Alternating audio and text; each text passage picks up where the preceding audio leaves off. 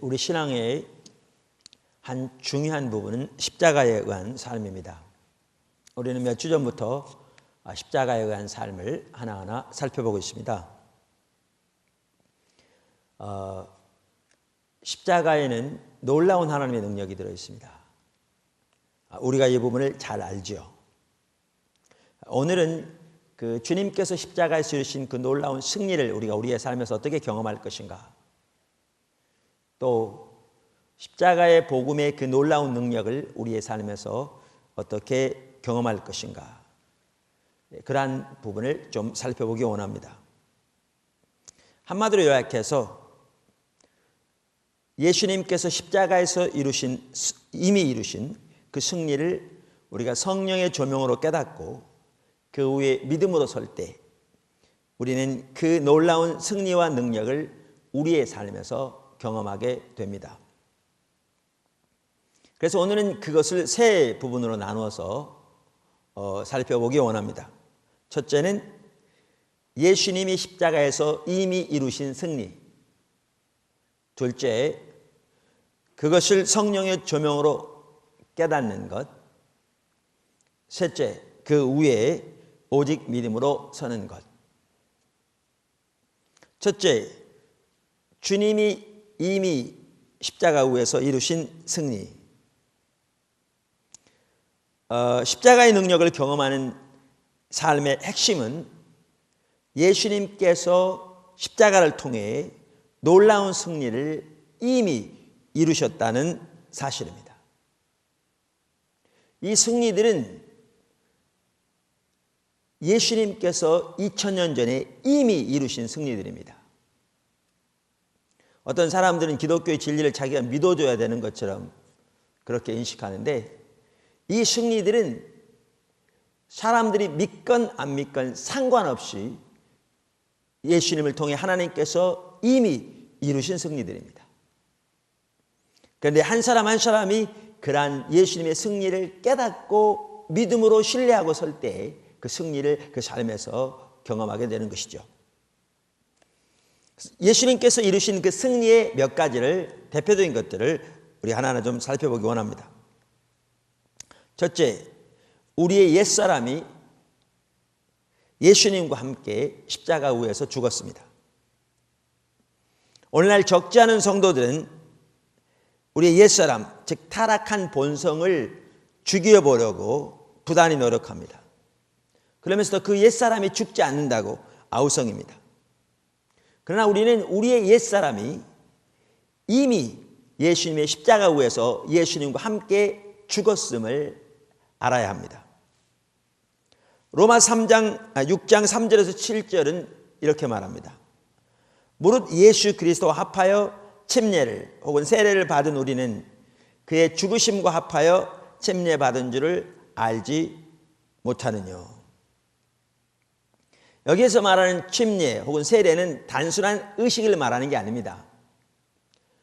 그러니까 성경에 나오는 침례는 우리가 예수 그리스도를 믿는 믿음의 고백으로, 그 징표로 받는 의식이기 때문에 여기서 말하는 침례는 우리가 예수를 믿는 것을 당연히 전제하고 있습니다.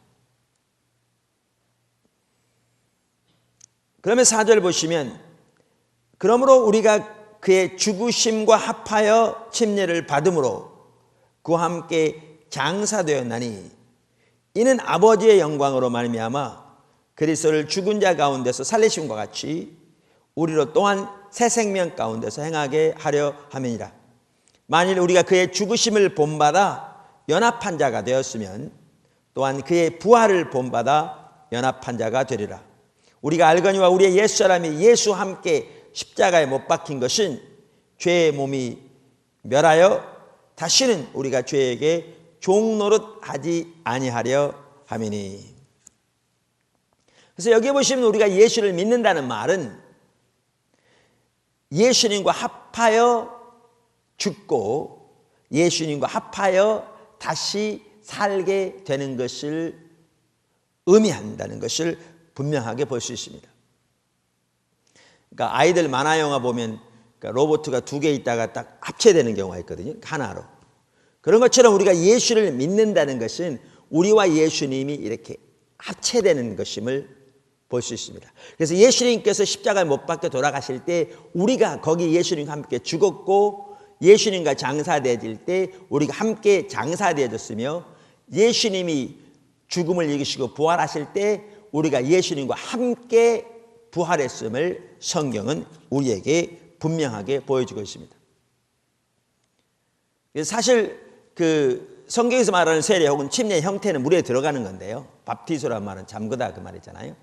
그러니까 물에 들어갈 때 그것이 예수님과 함께 장사지낸, 죽어서 장사지낸 것을 상징하는 것이고 우리의 믿음이 물에서 나올 때 이제 새 사람으로 예수님과 함께 산 것을 의미한다 그 말이죠. 그래서 이 구절뿐만 아니라 다른 구절에서도 이러한 부분을 명백하게 말해주고 있습니다. 한 예를 들면 에베소 2장 5절 6절 허물로 죽은 우리를 그리스도 함께 살리셨고 너희가 은혜로 구원 얻은 것이라 또 함께 일으키사 그래서 예수 안에서 함께 하늘에 앉히시니 이와 같은 구절들을 볼 때에 우리는 예수 그리스도의 십자가를 통해 예수를 믿는 모든 사람들이 예수님과 함께 합체되어 우리의 옛사람이 그 십자가에 의해서 이미 죽었음을 명백하게 볼 수 있습니다. 그래서 우리의 옛사람이 죽은 것이 우리의 노력으로 되어진 것이 아니라 하나님께서 예수님의 십자가를 통해 우리의 옛사람을 그곳에 함께 못 박아 죽인 것을 분명하게 볼 수 있습니다. 그리고 하나님의 은혜로 인하여 예수님의 부활과 아울러 우리가 또한 새 생명으로 살게 되었고 그래서 성경은 예수 믿는 우리에게 누구든지 그리스도 안에 있으면 새로운 피조물이라 이전 것은 지나갔으니 보라 새 것이 되었도다 라고 고린도서 5장 17절에서 말씀하고 있는 것입니다. 예수님께서 이미 이루신 승리의 두 번째, 예수님께서 우리를 향한 율법의 모든 요구를 이루셨습니다. 골로새 2장 14절 우리를 거스리고 우리를 대적하는 의문에 쓴 증서를 도말하시고 제하여 버리사 십자가에 못 박으시고 그러니까 예수님이 십자가에 못 박히시는 그 순간 하나님께서 예수님과 함께 우리를 대적하는 의문에 쓴 모든 증서를 거기에 못 박아버리셨다 이렇게 말하고 있습니다.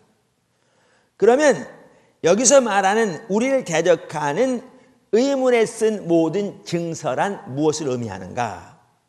쉽게 설명하면 우리가 지은 모든 죄와 우리가 범한 모든 율법에 대한 목록이라고 할 수 있습니다. 예를 들면 제가 어려서부터 지었던 말로 생각으로 행동으로 지었던 그 모든 죄들 그리고 내가 범했던 그 모든 율법들 이러한 모든 것들의 목록이 기록된 그 증서를 하나님께서 예수님의 십자가와 함께 예수님이 십자가에서 못 박혀 돌아가실 때 거기에 못 박아 버리셨다 이렇게 말하고 있습니다. 얼마나 극적인 표현입니까? 이렇게 하나님께서는 예수님의 십자가를 통해 우리를 향한 모든 율법의 요구를 이루셨습니다. 그래서 그 결과로 하나님께서는 하나님이 우리에게 주시기를 원하시는 모든 복이 예수님 안에서 우리에게 자유롭게 주어지게 하셨던 것입니다. 갈라디아서 3장 13절과 14절은 바로 그 부분을 이렇게 말하고 있습니다. 예수 그리스도께서 우리를 위하여 저주를 받은 바 되사 율법의 저주에서 우리를 속량하셨으니 기록된 바 나무에 달린 자마다 저주 아래 있는 자라 하였습니다. 구약 성경에 나무에 달린 자마다 저주 아래 있는 자라 이렇게 기록되어 있는데 그 말씀대로 예수님께서 십자가에 못 박혀 돌아가심으로 저주를 받으셨다. 그래서 그 저주를 받으심으로 우리를 모든 율법의 저주에서 속량하셨다. 이렇게 말하는 것입니다. 그러면서 그 다음 절 14절에서 이는 그 이유는 혹은 그 목적은 혹은 그 결과는 그래서 예수 안에서 아브라함의 복이 이방인에게 미치게 하고 또 우리로 하여금 믿음으로 말미암아 성령의 약속을 받게 하려 하심이니라. 그래서 하나님께서 아브라함에게 약속하신 모든 복이, 하나님의 백성에게 약속하신 모든 복이 예수님 안에서 이방인인 우리들에게도 믿음을 통해 주어지게 하셨고, 예수님이 그렇게 우리를 위해 저주를 받은 바 되사 율법의 저주에서 속량하심으로 인하여 그 복 중에 하나가 성령을 믿음으로 우리 모두가 받게 하셨다, 이렇게 말씀하고 있는 것입니다.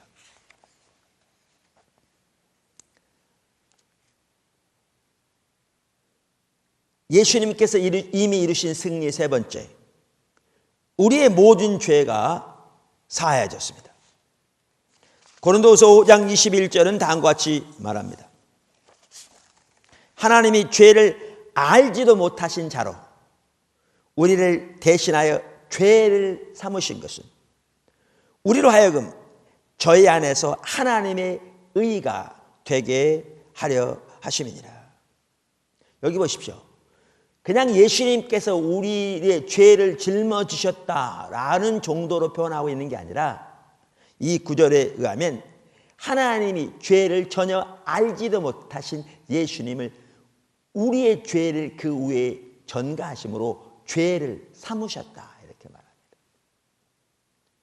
그래서 죄를 알지도 못하는 예수님으로 하여금 죄가 되게 하신 것은 그 예수님을 통하여 우리가 하나님 앞에서 의가 되게 하려 하심이라, 이렇게 말씀하고 있습니다. 제가 젊어서 한번 어느 한 신학교에서 그 부활주일 기념으로 연극을 하는 그런 연극에 구경 간 적이 있습니다. 그런데 예수님이 십자가에 못 박히신 장면을 재현하면서 십자가 위에서 엘리 엘리 라마 사박다니 이렇게 외치셨잖아요. 나의 하나님, 나의 하나님, 왜 나를 버리셨나이까. 근데 그걸 듣는 순간에 그 주님의 사랑이, 하나님의 사랑이, 예수님의 사랑이 이렇게 마음속에 물밀듯 찾아오더라고요. 예수님은 이 땅에 계실 동안에 한 번도 하나님을 하나님이라 부르신 적이 없습니다. 아버지라 부르셨습니다. 그런데 예수님께서 십자가에 못 박혀 돌아가시는 그 순간 하나님은 예수님을 죄로 삼으셨고 그 죄된 예수님에게서 고개를 돌리셨습니다. 그래서 예수님은 하나님을 아버지라고도 부르시지 못하고 나의 하나님, 나의 하나님, 왜 나를 버리셨나이까? 라고 부르짖고 있습니다. 사실 예수님께서 십자가에 못 박혀 돌아가시기 전에 하나님께 기도하면서 아버지여 이 잔을 내게서 옮기실 수만 있다면 옮겨달라고, 그러나 아버지의 뜻대로 해달라고 간절히 기도하면서 땀방울이 핏방울이 되도록 기도하셨다고, 그것도 3번씩이나 성경에 나와 있는데 이건 십자가의 고통을 의미한다고 생각하지 않습니다. 십자가의 고통이 두려워서 그렇게 기도했다고 저는 생각하지 않습니다. 왜냐하면 히브리서에 보면 그 뒤에 있는 영광을 인하여 십자가를 기쁨으로 견디셨다고 말하고 있는데요. 이것은 하나님께서 예수님에게서 고개를 돌리실 것에 대한 그 고통과 두려움이라고 할 수 있습니다. 여기에 죄란 말이 나오고 의란 말이 나옵니다. 근데 이 의라는 말은 사실 법적인 용어입니다. 그래서 하나님께서 예수님을 죄로 삼으신 것은 그분을 통해 우리로 의가 되게 하시기 위해 하셨다 그랬는데, 그 의라는 말이 법정 용어입니다. 여러분 한번 법정을 생각해 보십시오. 여기 재판장이 있습니다. 여기 죄를 지은 피고가 있습니다. 여기 검사가 있습니다. 여기 피고 옆에는 변호사가 있습니다. 여기 재판장은 하나님이십니다. 의로우신 재판장이신 만군의 여호와 하나님이십니다. 그리고 검사는 율법입니다. 피고는 저와 여러분이죠. 그리고 그 피고 옆에 있는 변호사는 예수님이십니다. 검사가 이렇게 말합니다. 의로우신 재판장이시여 율법이 말하는 거죠. 이 피고는 언제 이러한 죄를 지었습니다. 언제 이러한 죄를 지었습니다. 그러면서 그 죄를 나열하는데 셀 수 없을 정도입니다. 그래서 이 죄인은 마땅히 영원한 형벌을 받아야 합니다. 이렇게 논고를 제시합니다. 피고는 그 모든 검사의 그 고소하는 바가 사실이기에 고개를 떨굽니다. 답변할 말이 없습니다. 그때 그 옆에 있는 변호사가 이렇게 얘기합니다. 예수님이시죠. 의로우신 재판장이신 아버지여, 피고 누구누구가 지은 그 모든 죄는 사실입니다. 그래서 그는 영원한 형벌과 지옥형을 받아야 함이 마땅합니다. 그러나 의로우신 재판장이시여, 제가 그의 죄를 위하여 죽었습니다. 그러자 하나님께서 이렇게 선포하십니다. 피고 누구누구는 그 모든 죄를 지어 영원히 죽어야 마땅하나 내 아들 예수 그리스도가 너를 위하여 죽었으므로 이제 너의 모든 죄가 사하여 줬음을 내가 선언한다. 선포한다. 이것이 성경이 말하는 의입니다. 이처럼 예수님의 십자가로 인하여 우리의 모든 죄가 사해졌습니다. 예수님께서 십자가에 지르신 승리 네 번째, 하나님과 우리와의 관계를 예수님의 십자가를 통해 화목케 하셨습니다. 하나님은 인간을 창조하실 때부터 하나님과 친밀한 교제를 나눌 사랑의 가족으로 창조하셨습니다. 그러나 아담과 하와가 사단의 꾀임에 넘어가 하나님을 배반하고 타락하게 되었을 때 하나님과 인간 사이의 사랑의 관계는 단절되었습니다. 그래서 인간은 이제 하나님의 임재로부터 쫓겨나게 되었고 하나님의 원수가 되었습니다. 하나님은 이러한 인간을 하나님 자신과 화목시키기 위해 예수님을 십자가에 내어주셨습니다. 그래서 성경은 이렇게 말합니다. 로마서 5장 10절, 우리가 원수 되었을 때에 그 아들의 죽으심으로 말미암아 하나님으로 더불어 화목되었은즉 화목된 자로서 더욱 그의 살으심을 인하여 구원을 얻을 것이니라. 고린도서 5장 18절, 모든 것이 하나님께로 났나니 저가 그리스도로 말미암아 우리를 자기와 화목하게 하시고 또 우리에게 화목하게 하는 직책을 주셨으니. 골로새 1장 20절에서 22절, 그의 십자가의 피로 화평을 이루사 만물 곧 땅에 있는 것들이나 하늘에 있는 것들을 그로 말미암아 자기와 화목해 하시기를 기뻐하심이라. 전에 악한 행실로 멀리 떠나 마음으로 원수가 되었던 너희를 이제는 그의 육체의 죽음으로 말미암아 화목해 하사 너희를 거룩하고 흠없고 책망할 것이 없는 자로 그 앞에 세우고자 하셨으니. 이 얼마나 놀라운 하나님의 사랑입니까?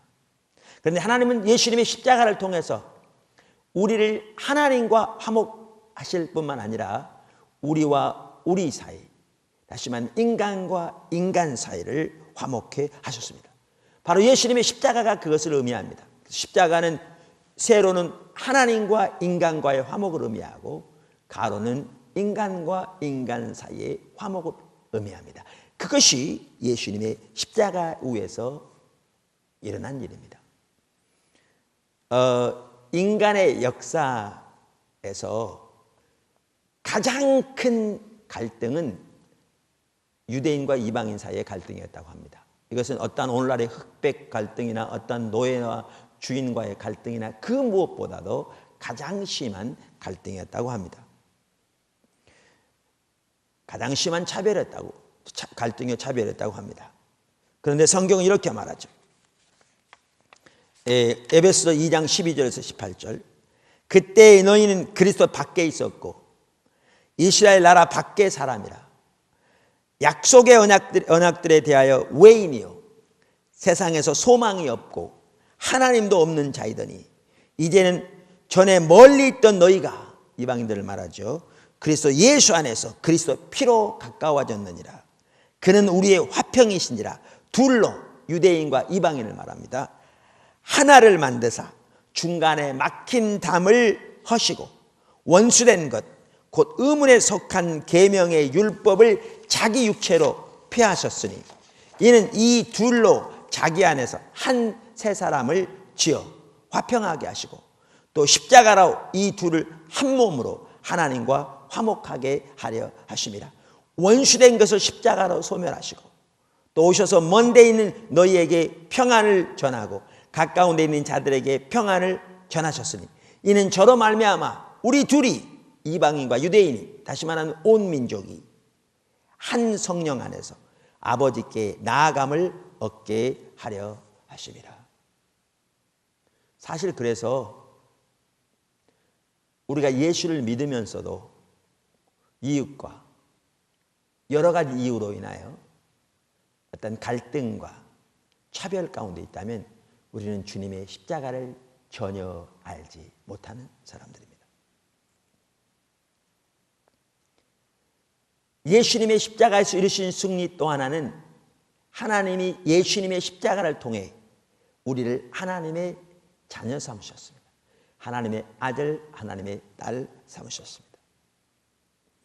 갈라디아서 4장 4절에서 7절은 이렇게 말합니다. 때가 참에 하나님이 그 아들을 보내사 여자에게 나게 하시고 율법 아래에 나게 하신 것은 율법 아래에 있는 자들을 속량하시고 우리로 아들의 명분을 얻게 하려 하심이라.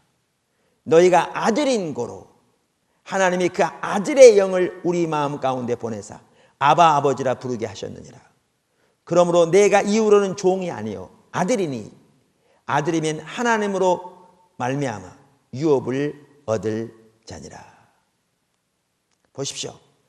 하나님이 예수님의 십자가를 통해 우리를 하나님의 아들과 딸로 삼으셨다, 그 말입니다. 그리고 그 징표로 우리 안에 하나님의 영, 성령을 주셔서 하나님을 부르되 우리가 아바 아버지라 부르게 하셨다, 그 말입니다. 여기 아바라는 말은 아람어로서 그 당시에 자녀가 가정에서 친근하게 아버지를 부르는 아빠라는 말입니다. 공식적인 아버지를 의미하는 단어는 아비누라고 따로 있었습니다. 천지를 창조하신 만군의 여호와, 우리 여호와께서, 하나님께서 바로 우리의 아빠가 되신 것입니다. 그리고 성경은 말하기를 하나님이 우리의 아버지 되시고 우리가 하나님의 자녀 되었기에 하나님께서 우리에게 유업을 주신다고 말합니다. 로마서 8장 15절 17절을 보았듯이 우리가 자녀이기 때문에 예수님과 함께 공동상속자가 되었다고 말하는데, 공동상속자란 말은 하나님의 유업을 예수님과 우리가 나눠 가는다는 게 아니라, 여기서 말하는 공동상속자는 하나님께서 예수님에게 주시는 모든 유업을 하나님의 자녀들인 우리들이 예수님과 함께 다 공유하게 된다, 그 말입니다. 너무나 놀라운 말입니다. 사실 성경에 보면 우리가 하나님의 자녀 되었다는 것은 너무나 놀라운 것을 의미합니다. 여러분, 하나님께서 우리의 기도를 들어주시는 거예요. 하나님이 우리의 아버지 되시기 때문입니다. 그래서 성경은 말하기를 너희가 악한 자라도 자식에게 좋은 것 줄 알거든 하물며 하늘에 계신 너희 아버지께서 구하는 자에게 좋은 것 주시지 않겠느냐, 이렇게 말하고 있잖아요. 기도에 대해서 말씀하시면서 뿐만 아니라 무엇을 먹을까 무엇을 마실까 염려하지 말라 그러면서 하늘에 계신 너희 아버지께서 이것을 너희에게 필요한 것을 다 아시느니라, 이렇게 말씀하고 계시잖아요. 우리를 치유하시는 것도 마찬가지고, 열방을 우리에게 주시는 것도 마찬가지고, 성령을 우리에게 주시는 것도 마찬가지고, 그리고 사랑하는 아버지시기 때문에 우리를 연단하여 주님의 형상으로 우리를 빚어가시는 것도 마찬가지입니다. 이처럼 하나님께서 우리를 자녀 삼으셨습니다. 그 사랑은 심히 커서 말로 할 수 없을 정도입니다. 한 번은 제가 교회에서 이렇게 예배를 인도하고 있는데 하나님이 저의 아버지 되심이 선명히 인식되지더라고요. 당연히 하나님이 저의 아버지 된 걸 알았죠. 근데 그날 그 사실이 성령의 조명으로 선명히 인식되어지더라고요. 영원히 거룩하시고 영원히 의로우신 전능하신 창조주, 그러나 영원히 사랑하시고 영원히 신실하신 그분이 나의 아버지 되심이 선명히 인식되더라고요. 그 다음날 아침입니다. 자리에서 일어나서 이렇게 눈을 감았는데 하나님이 나의 아버지 되신다는 사실이 아직도 선명히 인식되더라고요. 그러면 제가 하나님께 기도하면서 한마디 했습니다. 아버지라고. 그랬더니 하나님의 임재가 온 방에 가득한 것 같더라고요. 더 이상 필요하지 않았습니다. 아버지란 한마디면 좋겠습니다. 성경에 보면 하나님께서 우리에게 성령을 주시는 것도 아버지이기 때문에 주십니다. 그처럼 하나님이 우리 아버지 되시며 우리가 하나님의 자녀 되었다는 말은 너무나 놀라운 하나님의 축복이요 은혜죠.